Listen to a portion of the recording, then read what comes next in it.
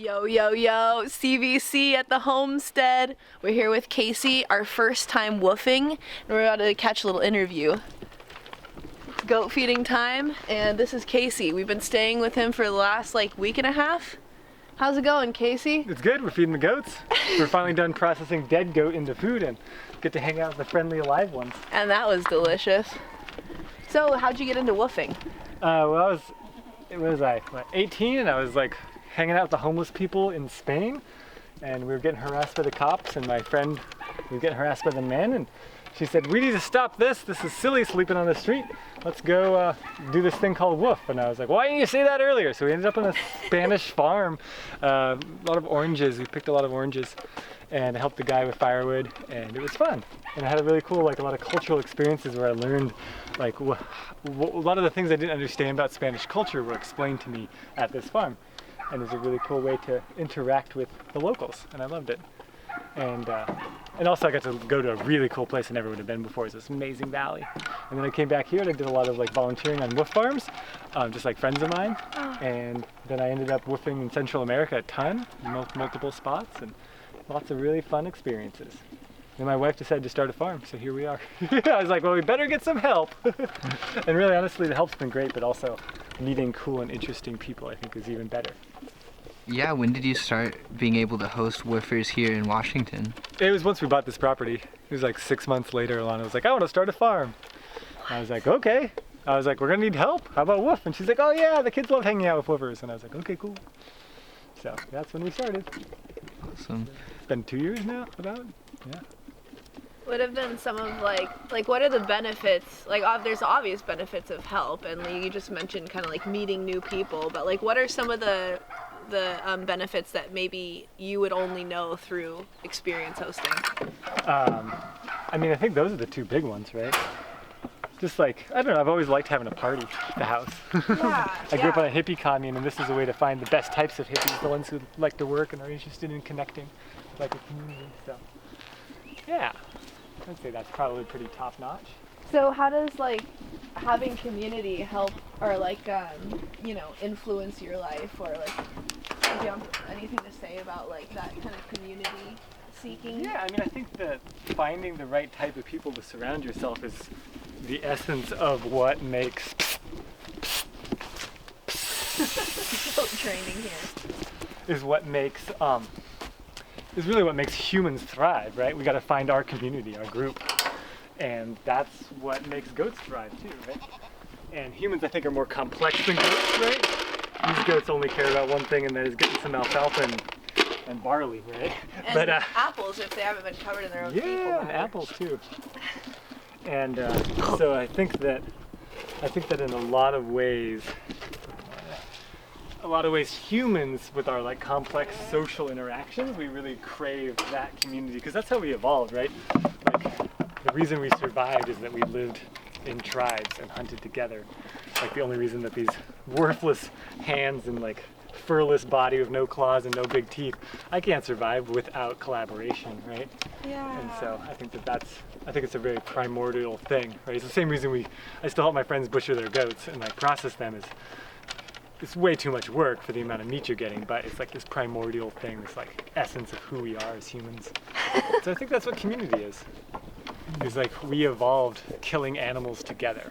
That's how we survived. True. And harvesting berries together and digging roots together. Yeah. So.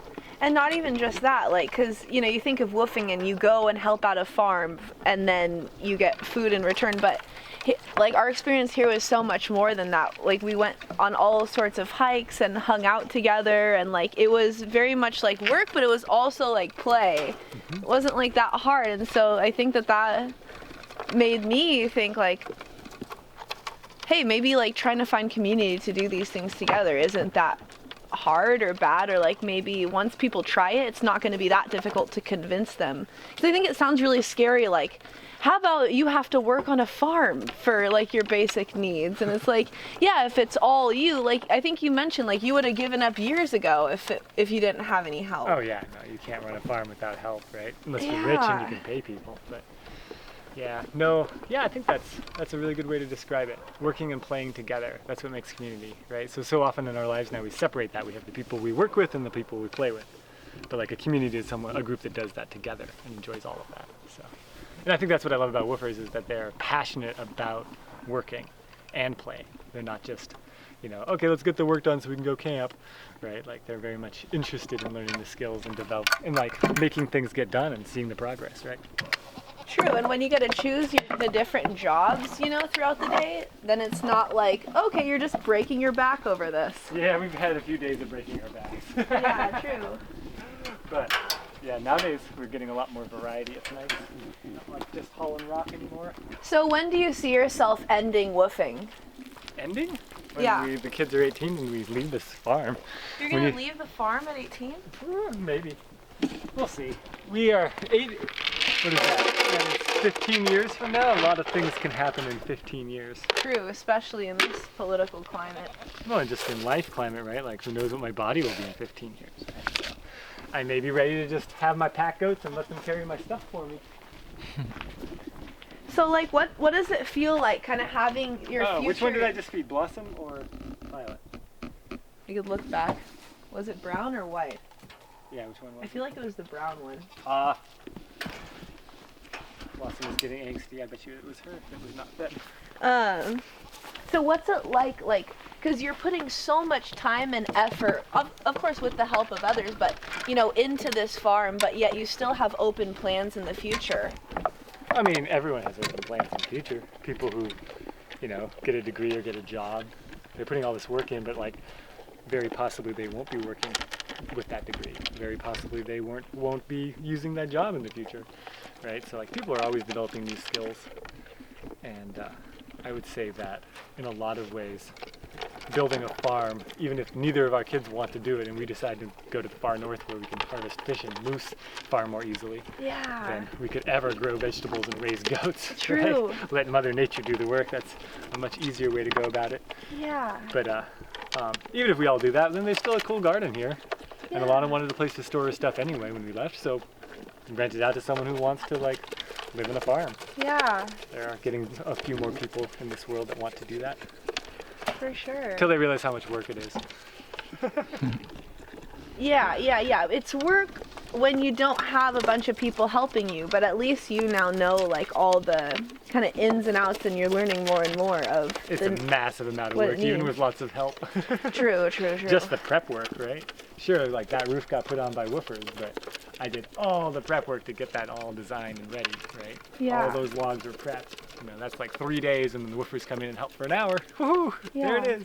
So I think that whenever I used to joke that whenever I convince a volunteer or woofer to not farm when they thought they were going to, that was a success.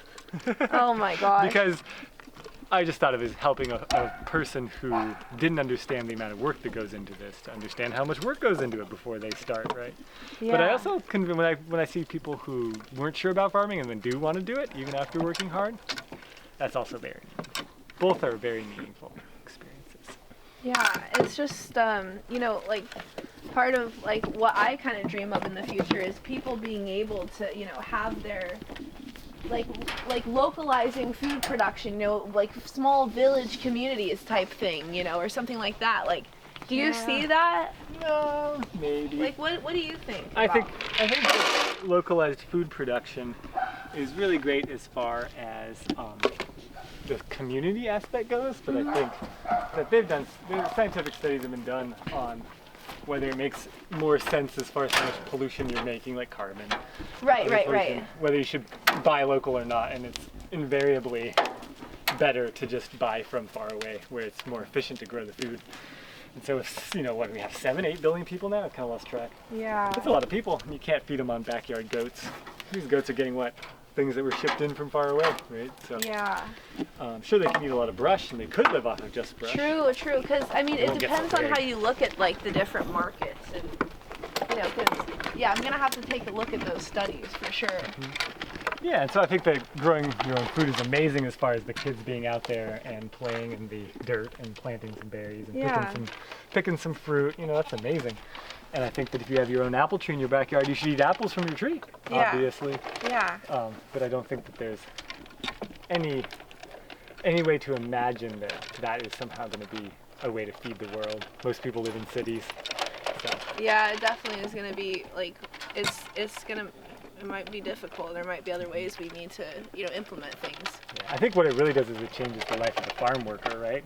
So most pesticides and herbicides are gone before your food gets to the store. It doesn't hurt you at all, but it's really bad for the farm workers who are spraying those chemicals. True, and and the land. And so when you only have a few goats, you don't have to use antibiotics all the time. Yeah. When you have a small garden plot, you can let the bugs and the chickens do all develop their natural ecosystem. You don't need pesticides. So I think there are good benefits there. Yeah. Obviously, I wouldn't be doing it if I didn't love it. I Yeah. didn't think it was a really good idea. Right, Apollo? Was that a good idea? He's like, I want more. You So- always get too much Apollo. Well, thank you so much for, opening up. Like, I don't know, just like it's nice having people like you. Come on, buddy. To be able to, kind of foster that community sense in a place where it could be hard with all the hard work. It is a lot of work. Is there anything else that you want to like say to people or add or anything open to anything like About farming? anything, And community? anything, Or- whatever you want? Yeah. Um, Any advice to woofers who'd want to have their first experience? Yeah, I just think that you're going for woofers with their first experience. That's your goal. It's your target audience. Well, you're kind of like helping highlight like like you were a woofer, now you're hosting woofers, Yeah. but you're also like touching on a lot of other kind of like keys of like community and what it takes to homestead. So like, Right. whatever you want to kind of highlight, because you lived a long, interesting life. I think it's really important to be realistic about what you are actually accomplishing when you woof. So for me, it was always about a cultural exchange. And like when you go to the website, that's what it's about, a cultural exchange. And so I think that a lot of people think they're going to save the world by growing a garden in their backyard, and they're not. Like there's a hilarious meme the other day. It was a person gardening, and then like the entire forest behind him was burning. And the meme was, as the world burns, here's me working on my silly little backyard garden. And I think it was just so hit the point, which like the people that think they're saving the world, you're not saving the world. But is this fun? This is super fun. Hanging around the campfire last night with my friend Shaylee, like eating the goat meat we just killed like an hour ago that was like cooked up, and then her friend from Laos, I think she's from Laos, she had like curdled and then boiled and then chopped the blood, and then we had this brilliant idea to like cover it in cornstarch. This was my friend Shaylee's idea. Cornstarch, and then deep fry it, and it tasted just like a chicken McNugget. And I was like, that's where the chicken McNuggets. There must be blood. There must be blood in there. That's where that flavor is from. Oh, wow. And anyway, like, but that was just so fun, and like that is like I think what woofing is like. Like having dinner with a whole group of people all the time. It's so great. Like we love that, and I think that a lot of people think that this is monumental, and it's not. We're just getting back to our roots. Our roots are community. Right. Yeah, my parting thought. Yeah.